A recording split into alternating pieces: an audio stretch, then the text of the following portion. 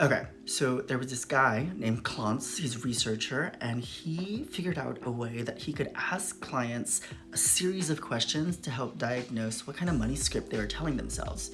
So, a money script, for those who don't know, is a story that you tell yourself about your money in your career. Typically, it is just one you inherit from your parents, your grandparents, or the people around you. Oh my god, I'm gonna kill this neighbor.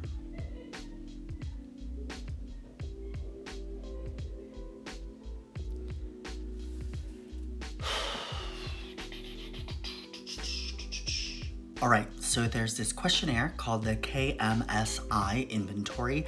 I use this with my clients as a diagnostic tool to help kind of find out how they think about money. There's a researcher named Brad Klontz, and he came up with this questionnaire.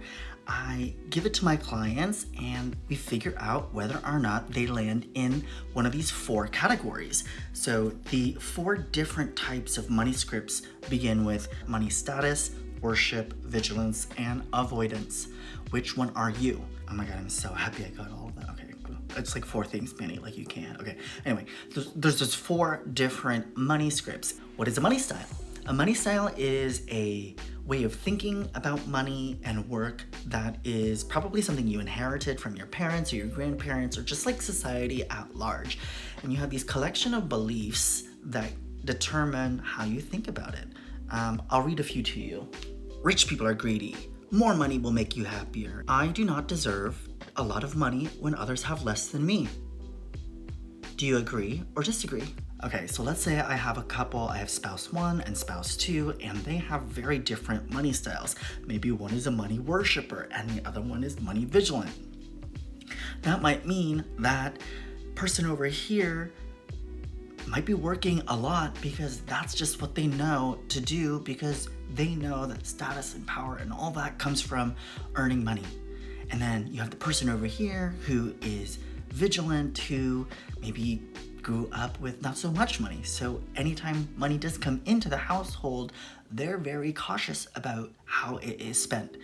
And what I do is I help these couples take disparate different beliefs on how to manage money, and create like a new narrative for their family, one that works for them, on how they can have a better financial life together as a team. One of the ways I do that is I first have them openly tell me about their financial upbringing. You know, what were conversations about money like growing up? Who worked? Who didn't work? What were levels of education? What were the expectations of you? What privileges did you enjoy or did not enjoy? Or what were the circumstances that shaped how you think about money?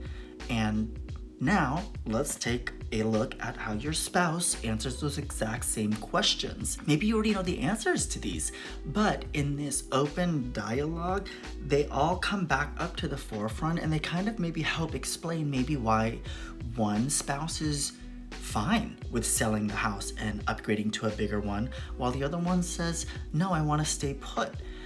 It helps to give context to these money decisions that couples have to make together. When each side can better understand how the other is thinking, then they can get to a place where the decision making is more harmonious. And maybe that's what you want in your household too. That's the stuff I work on.